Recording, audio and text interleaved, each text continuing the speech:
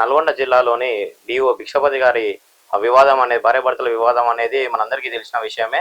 ఈ రోజు మనతో పాటు వారి భార్య మాధవి గారు ఉన్నారు. వారిని అడిగి తెలుసుకునే ప్రయత్నం చేద్దాం. అసలు మేడం ఏం జరిగింది, అసలు విషయం ఏంటి, వివాదం గల కారణం ఏంటి? సార్ నాకు పెళ్ళై 14 సంవత్సరాలు అవుతుంది సార్. నల్గొండ డిఈఓ భిక్షపతి తోటి మ్యారేజ్ అయినప్పటి నుంచి నన్ను కొంతకాలం నాతో ఉండి నన్ను చిత్రహింసలకు గురి చేశారు సార్. పెళ్ళికి ముందే వేరే ఆమెతో ఇల్లీగల్ కాంటాక్ట్స్ పెట్టుకొని పెళ్లి రోజే ఆమె పేపర్ స్టేట్మెంట్ ఇచ్చింది. మాకు పెళ్ళి అయినాక కొన్ని రోజులకు తెలిస్తే మేము అడిగితే నేనంటే గిట్టని వాళ్ళు ఇచ్చారని చెప్పారు. ఆ తర్వాతకి ఆమె ఇద్దరు కలిసి నన్ను బెదిరించి నన్ను కావాలని ఇంకా ఎక్స్ట్రా అదనం కట్నం కావాలి, ఇంకో కారు కావాలి, నేను నెక్స్ట్ గ్రూప్ 1కి ప్రిపేర్ అవుతున్నా, నేను కాబోయే కలెక్టర్ని అని చెప్పి నన్ను చిత్రహింసలకు గురి చేసి నన్ను ఇంట్లో వాళ్ళ అక్క చెల్లెలు వాళ్ళు అందరూ కొట్టి వెళ్ళగొట్టారు సార్ నన్ను. సరే మారతాడేమో అనేసి పెద్ద మనుషులల్లా పంచాయతీలు జరిగాయి సార్. తీసుకెళ్ళమని మేము అప్పటి నుంచి కూడా పోరాటం చేస్తున్నాం, కాపురానికి తీసుకెళ్ళమని. అతని తర్వాతకి డైవర్స్కి అప్లై చేశాడు సార్. డైవర్స్కి అప్లై చేస్తే నేను కూడా కాపురానికి తీసుకెళ్ళమని కోర్టులో అప్లై చేశాను సార్. ఆ రోజు నుంచి ఈ రోజు వరకు కూడా కోర్టు చుట్టే నేను కోర్టును నమ్ముకొని కోర్టు చుట్టే తిరుగుతున్నాను సార్.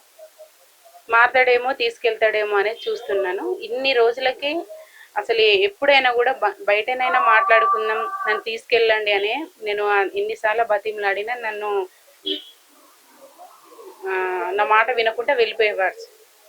సరే అనేసి ఈ మధ్య నేను అసలు ఎందుకు ఇట్లా ఎన్ని ఇయర్స్ నన్ను ఇంత ఇబ్బంది కలిగిస్తాడు, ఇట్లా ఎన్ని రోజులు నేను ఒంటరి పోరాటం చేయాలని చెప్పి సార్ ఈ మధ్య నేను అతని కోసం ఎంక్వైరీ చేస్తే మనకు పెళ్ళైందని తెలిసింది సార్.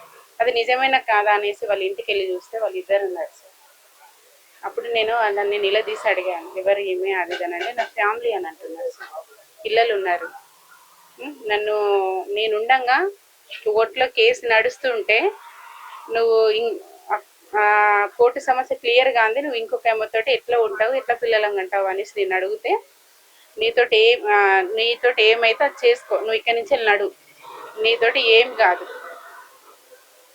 ఇక్కడి నుంచి నడుస్తావా లేదంటే మాత్రం చంపేస్తాను, నేను మనుషులను పెట్టి చంపిస్తాను అని చెప్పి నన్ను బెదిరించడం జరిగింది సార్. అంటే మేడం గతంలో మీరు పెద్ద మనుషుల సమక్షంలో కూడా మాట్లాడుకోవడం జరిగిందని కూడా మీరు చేయడం జరుగుతుంది. అయితే అప్పుడు తను ఏ విధంగా రెస్పాన్స్ అయ్యేది, ఏ విధంగా మీకు అంటే మీ సెటిల్మెంట్ ఏమన్నా జరిగిందా, లేకపోతే ఏ విధంగా నడుస్తుంది? గతంలో పంచాయతీలు జరిగినప్పుడు సార్ అప్పుడు కూడా అప్పుడు వేరే ఆమెతో సంబంధం పెట్టుకున్న ఆమె వాళ్ళ అమ్మ ఎస్ఐ సార్. ఇంకా వాళ్ళంతా కుమ్మక్కై నన్ను కావాలని నన్ను వదిలేయాలని ప్రయత్నాలు చేశారు సార్. కానీ మేము కాపురానికే వస్తాము, మా అమ్మాయిని కూడా కాపురానికి పంపిస్తామని మా పేరెంట్స్ అన్నారు. ఈయనే నన్ను వదిలించుకోవడానికి 50 లక్షలు కట్టిస్తున్నాడు సార్ అప్పుడే. అయినా కానీ మాకు డబ్బులు వద్దు, మా అమ్మాయిని తీసుకెళ్లేదే కావాలి అనేసి మేము ఆ రోజు నుంచి ఈ రోజు వరకు కూడా అదే పోరాటం చేస్తున్నాం సార్. కాపురానికి తీసుకెళ్ళమనే పోరాటం చేస్తున్నాం. రెస్పాన్స్ ఏ విధంగా ఉంది మనకు ఇప్పుడు డిఓ భిక్షపతి గారి దగ్గర నుంచి మీకు రెస్పాన్స్ ఏ విధంగా ఉంది? అంటే మీరు కోరుకునేది ఏంటి? ఇప్పుడు ఏదైనా నేను కోర్టులోనే చూసుకుంటా అనడం, కోర్టులోనే చూసుకుంటా అని చెప్పి దాన్ని డీలే చేయడం, నాకు ఏదైనా కూడా అందులో కూడా సరైన న్యాయం జరగట్లేదు సార్.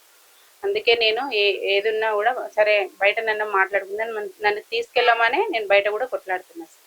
కోర్టులో కూడా అదే కొట్లాడుతున్నాను. ఇప్పటికైనా కూడా ఆమె నేను భార్యను సార్, నాకుంటే రైట్స్, ఆమెను వదిలించుకొని నన్ను తీసుకెళ్ళమని కోరుకుంటున్నాను. అంటే ఇప్పుడు ఒక జిల్లా అధికారిగా ఉన్నటువంటి భిక్షపతి గారిని పోలీస్ అధికారులు కావచ్చు, వీళ్ళందరూ కూడా కావచ్చు, కాపాడుతురా లేకపోతే మీ దృష్టిలో ఏ విధంగా మీరు నిన్న అన్నాడు కదా సార్, నీతోటి ఏమి కాదు, నేను ఏదంటే అది చేస్తానని అన్నాడు సార్. అందరు సపోర్ట్ అంటే అతను రాజకీయంగానా తెలీదు, డబ్బుతోనా తెలీదు, ఒక ఉన్నతమైన అధికారంలో నేను ఉన్నా, నీతోటి ఏమి కాదు అన్నట్టుగానో తెలియదు సార్. నన్నైతే బెదిరించి పంపించాడు సార్.